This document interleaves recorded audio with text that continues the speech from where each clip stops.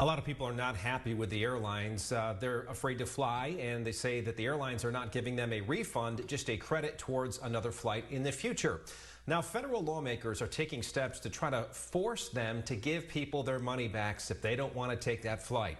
Action 9 investigator Jason Stujenki is live at the airport tonight. And Jason, a lot of people have been emailing you and messaging you about this question. A lot of people affected by it.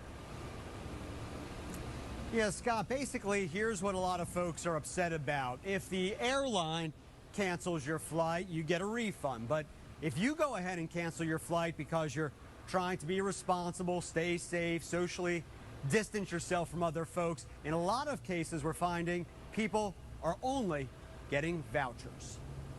The flight was going to depart, I think, on April 21st. Bob Higgins ended up canceling his trip. It just doesn't make sense to get on in a confined space in an airplane with recirculated air, people sitting on either side when you've got a pandemic breaking out. He says American Airlines gave him a voucher.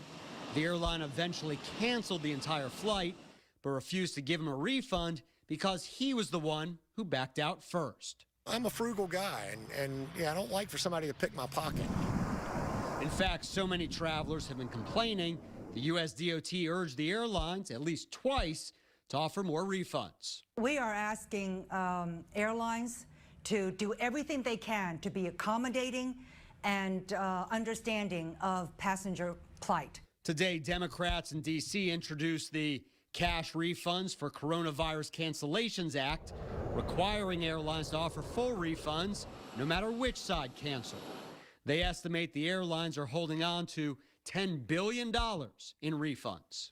And some people are even suing Southwest and Spirit over this issue.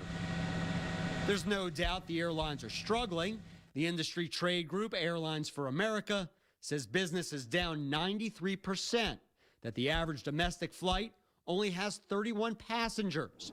The government is giving the companies billions in bailouts, but it's to help them stay afloat, not help them reimburse consumers. It's not so much about the amount of money as it is what's right and wrong.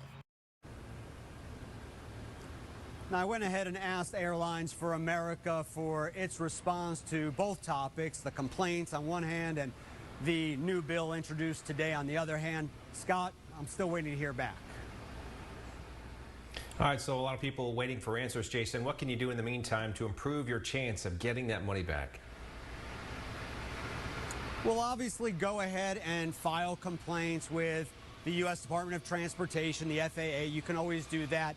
But if you want to do something more assertive in the meantime, instead of just sitting around, two things I'm telling folks to do. Number one, go ahead and complain on social media. I know the airlines pay attention to that. And also, go ahead and challenge the charge with your credit card. I've heard that credit card companies are being more receptive to that kind of complaint these days. Sometimes those complaints on social media get a lot more reaction than actually calling the company, I've found. Thank you, Jason.